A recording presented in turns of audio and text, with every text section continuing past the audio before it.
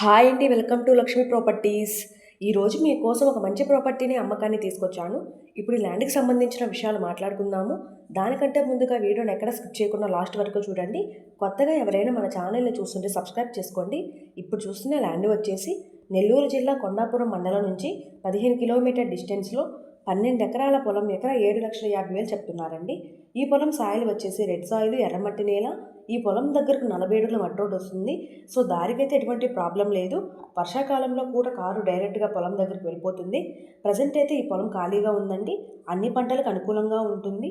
ఊరి నుంచి 1 కిలోమీటర్ లోపలికి వెళ్ళాలి. ఈ పొలంలో 2 బోర్స్ ఉన్నాయండి. పొలం 2 పక్కల ఫెన్సింగ్ ఉంది. ఈ పొలం రిజిస్ట్రేషన్ ప్రాపర్టీ అండి.